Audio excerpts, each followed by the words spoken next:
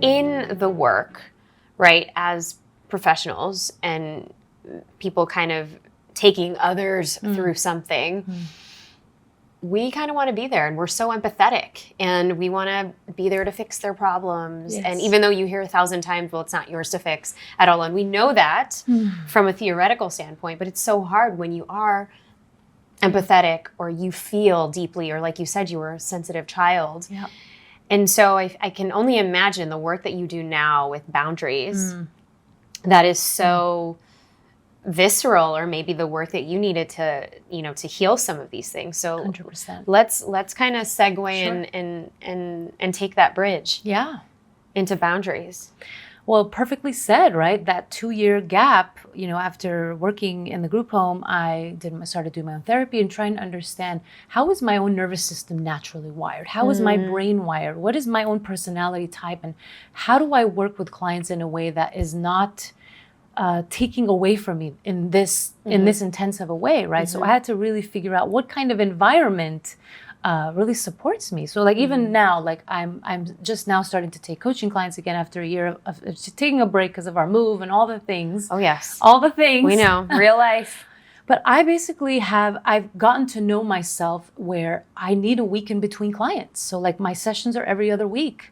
And I model that with my clients, like really, I need that in order to take care of myself so that I can show up and really be able to offer a supportive presence. And it takes time to really recognize, one of the things I offer support with people when it comes to getting to know, this is like more capacity oriented boundaries we're talking about. It's like, what is the spaciousness you need? Like when Nita hangs out with people, does Nita get charged or depleted? Do you get energized more? Are you more extroverted? Or are you somebody that really needs that introversion time to process? You need to write, you need to talk stuff out loud with people so that you are not like clogged internally. And then you can start to develop anxiety that way.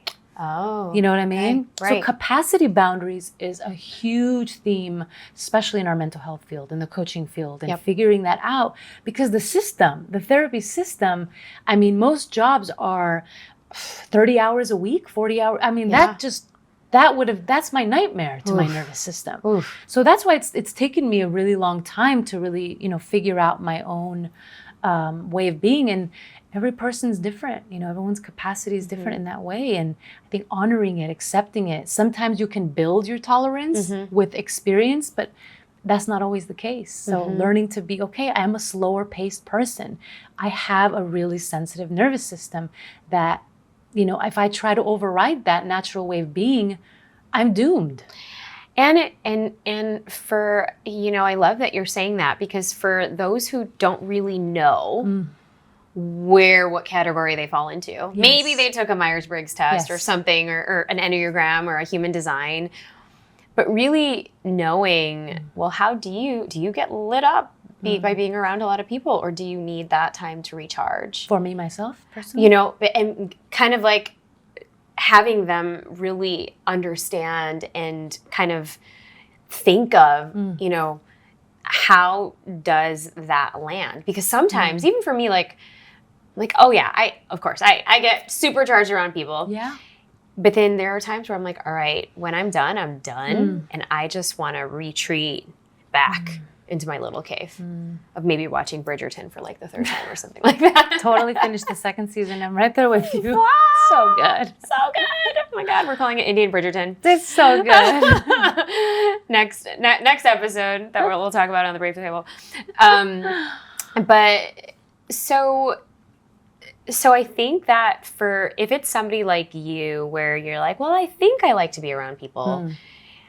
And when you talk about capacity boundaries, are you also talking about when do your clients, or even patients that you work with, when do they then start taking ownership and agency of like what feels good to them? And tell me a little bit more what you mean by that, Nita. Well, so the idea, or the kind of the theme that's coming up for me is, when do your clients start to learn how to create boundaries for themselves that really feel good and supportive and nourishing? And what are some of the first few steps for them to start thinking about that? For boundaries, absolutely. And I want to speak to one thing before I dive into that is, you shared something about you loving your people time, but you needing your cave time. Our culture values extroversion. They do. It's very facing forward. It's very big. It's very out there. That's what's valued. And so that's what we're all going to naturally be inclined to move towards. Especially, we live in a time where we're in the information age, create content, like let's get it done.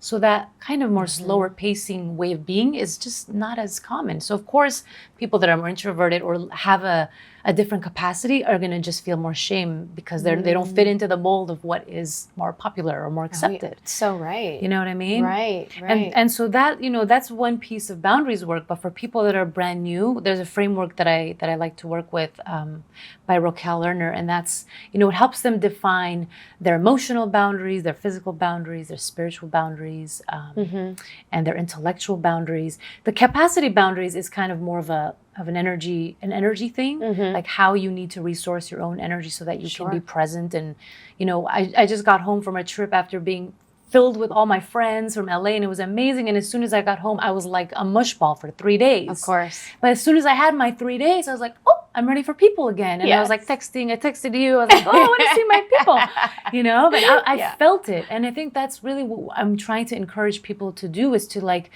when I work with my single clients that are dating, for example, I encourage them to give their dates a week in between.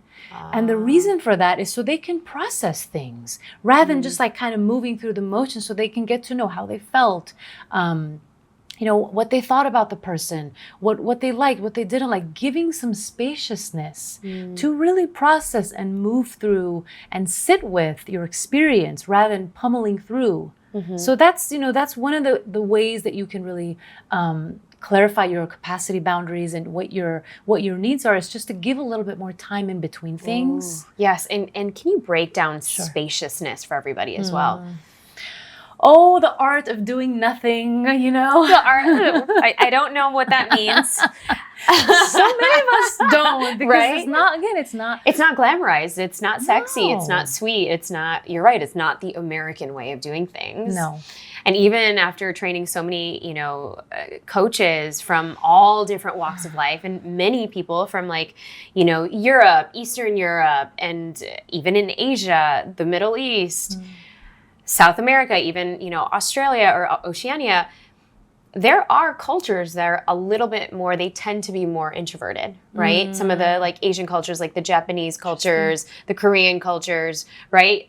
Like the Americas, we're very forward facing, like you said. 100%. And it's so interesting that, for those of you listening in, look at some of your own friendships, right? Or maybe when you go to when you go to and travel to a different country, notice kind of some of the subtleties of people around you, like the way that they lean into conversation or the way that they're maybe a little bit more reserved in what they're sharing. Absolutely. Yes. And I, even preparing for this podcast, I was telling Brian, I was like, I'm scared. Like, how much do I share? How do I get to still be me, myself, and vulnerable and transparent, but also, there's such a pressure to be vulnerable in this era of like, I need to know everything now. And there's so much. And again, I think we've been deprived of vulnerability and that transparency culturally for so long as well. So it's like, I think we're moving into finding a little bit more of a balance now. It's so true, because before nothing was ever shared. Everything's repressed. And you would never want anybody to know what was in your deepest, darkest secrets in your journal. Yes. And now it's like glamorized. Like you need to make a reel out of it. Your posts need to be long form, talking about everything that happened and how much is too much of sharing as well. See you next time at the Brave Table.